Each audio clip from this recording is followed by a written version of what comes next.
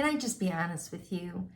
This one's a little hard to admit, but sometimes I find myself comparing myself with others by asking God questions like, Lord, why is it that some of my friends' kids are married? Most of them are married and they have grandbabies.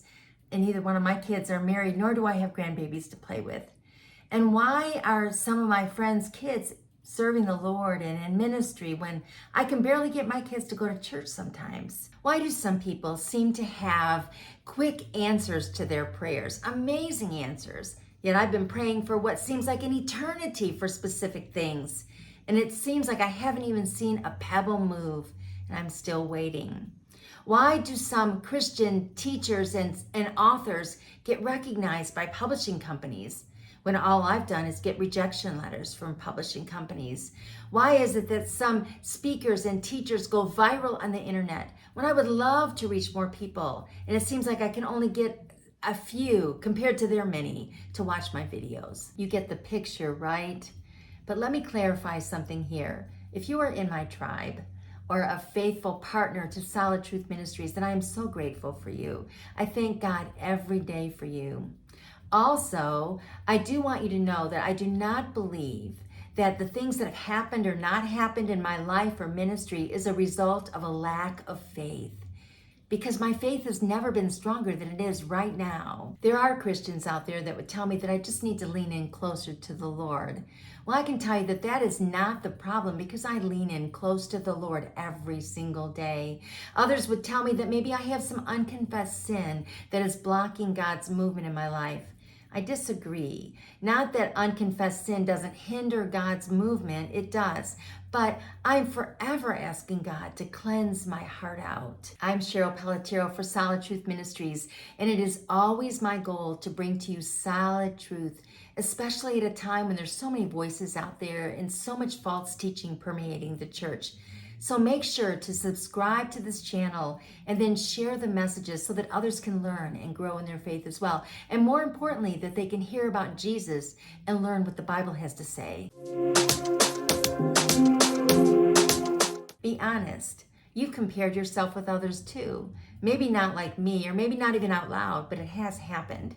Comparing ourselves with others certainly hinders us from experiencing God's best for our lives. As I pondered this, I had to examine what the Bible has to say about God and then how I would respond to that. Here are 3 things the Bible tells us about God. 1, God has a purpose for my life. He has a purpose for my life and for your life as well.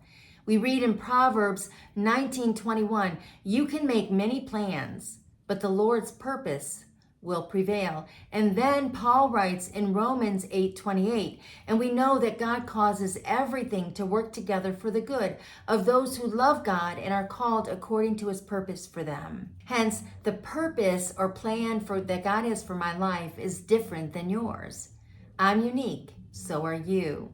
No matter how hard I try to manipulate things, God's purpose will always prevail. Sarah tried to manipulate things when she couldn't get pregnant, so she encouraged her husband Abraham to sleep with her maidservant. That was not God's plan. But God's plan was finally fulfilled when she did get pregnant and she gave birth to Isaac. Isaac was the promise of God. And then 2, God's ways are higher than mine. They're higher than mine. I'm sure that you've quoted this verse from Isaiah 55:9. For just as the heavens are higher than the earth, so my ways are higher than your ways, and my thoughts higher than your thoughts. This tells me that God has a way prepared for me, and his way is so much better and higher than anything that I could ever imagine for my life. And then 3, God's timing is always perfect. It's always perfect. We see this scenario played out in 3 different women in Scripture: Sarah, Hannah, and Elizabeth. They were all barren. None of them could get pregnant. I'm sure that they questioned God over and over again as they looked out into their neighborhoods and saw all these other women having babies, yet they could not get pregnant, which was a disgrace in that culture. They waited a long, long time. Each of them did. But God finally fulfilled his purpose in each of them. Sarah gave birth to Isaac, which was the one to whom the promise of a nation came. Hannah gave birth to Samuel, which was one of the greatest prophets to walk in Israel. And Elizabeth gave birth to John the Baptist, which was the forerunner to Jesus. I've often wondered what God is going to do with my loved ones that I've been praying for. Will they do mighty things for God? I will tell you, though, that there is strength in the waiting. As I pondered these things about what the Bible has to say about God, the question becomes, how will I respond? How will I respond to it? Well, here are three things. One, I will follow. I will follow. Peter found himself in quite the predicament in John 21 as he's having breakfast with Jesus and his fellow disciples.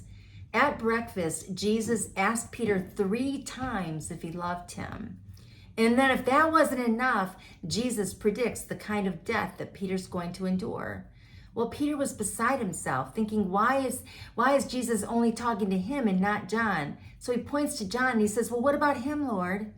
To which Jesus replied in John 21:22, if I want him to remain alive until I return, what is that to you?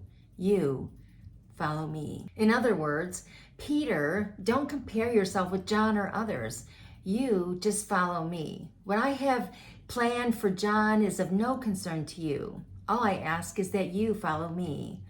You know, this is really speaking to my heart. So I choose to follow him no matter what, even if I don't understand it. The second way that I will respond is I will trust. I will trust. I will trust in his purposes, in his timing, in his divine orchestration, and in his character. Another familiar verse that we often quote is Proverbs 3:5. Trust in the Lord with all your heart. Do not depend on your own understanding. It doesn't say to trust God when things are going well or I understand. No, it just says to trust. So in my trust, I will place all of my disappointments, all of my questions, all of my confusion in his mighty hands, knowing that he has a plan. The third way that I will respond is I will obey his commands. I will obey his commands. Jesus said in John 15:14, you are my friends if you do what I command. Therefore, I'm going to stop comparing myself or my ministry with others. Instead, I will not worry about tomorrow. I will seek first his kingdom above all else. I will let my light shine today no matter what's going on, and I will remain in the vine. It is a process, though. I'm not going to be successful in all of it or every day, but I will try my hardest to respond in a godly way simply because of what I know about God. I will become much more intentional about trying to live the way that God has called me to live. If this message has resonated with you in any way, please write in the comment section your story or tell us what God spoke to you about. Your story will encourage us so much.